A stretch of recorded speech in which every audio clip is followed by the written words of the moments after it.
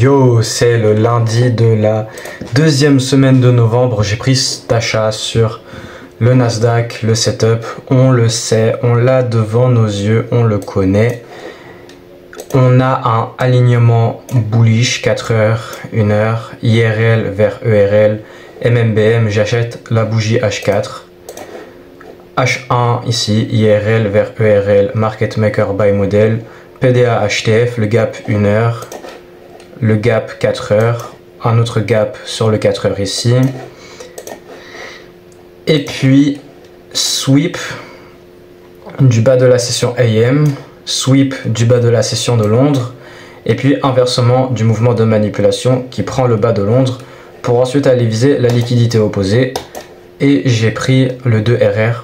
Je suis entré par la clôture de la bougie M15 de 11h45, qui est aussi la clôture de la bougie horaire de 11h, puisque ça c'est la bougie de pause pour faire la séparation entre la bougie baissière du côté de gauche et la bougie haussière sur le côté de droit du Market Maker Buy Model, parce que ce type de setup où on monte pour ensuite prendre en dessous de la liquidité générée durant la montée pour ensuite réinverser, et que en mode juste la formation, j'ai déjà vu tellement de fois avec mon expérience ce type de setup. Et avant de chercher un achat quelque part là-dedans, il faut une sorte de séparation. Et la plupart du temps, on va faire une bougie de séparation sur le 1 heure par rapport à celle-ci et celle-ci.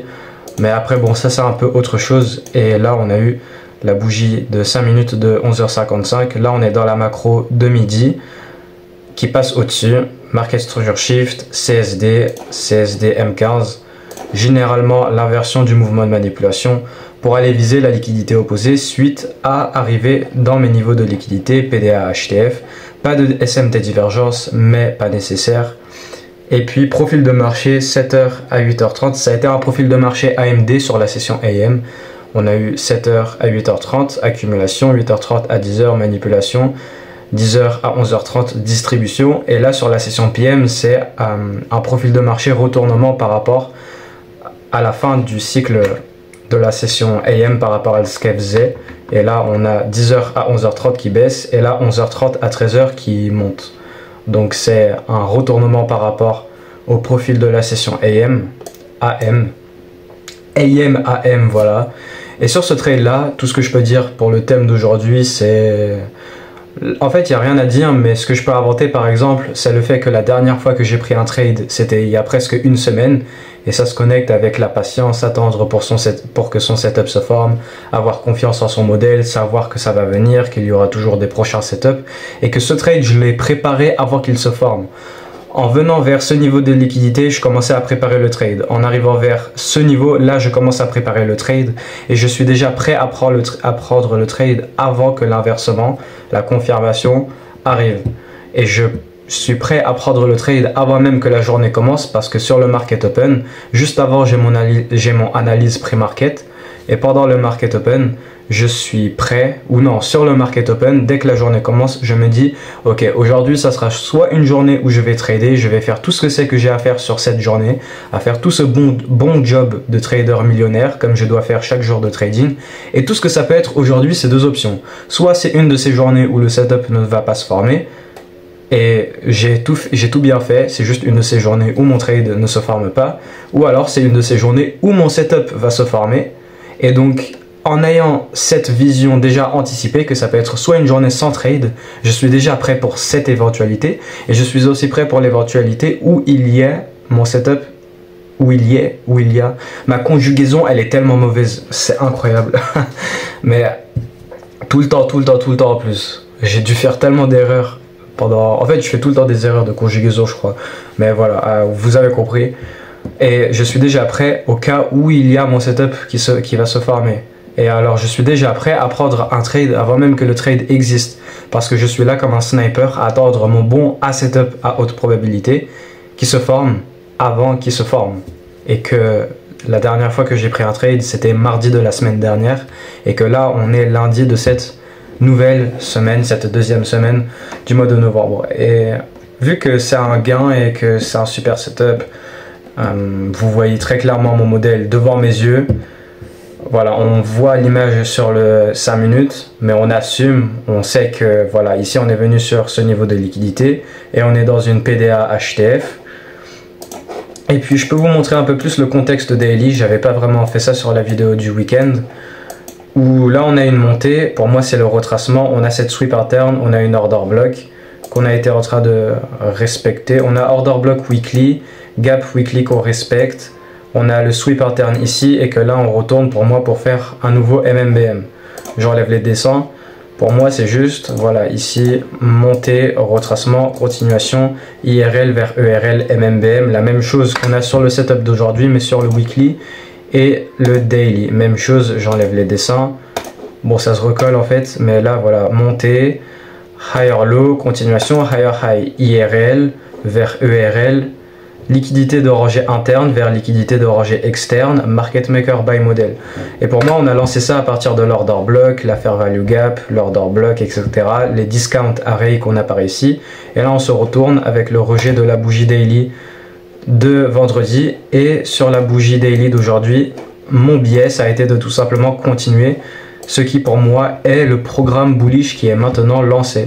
Et puis maintenant nous avons tout cet alignement bullish. J'ai le billet de poursuivre le programme bullish par le IPDA qui est actuellement en cours.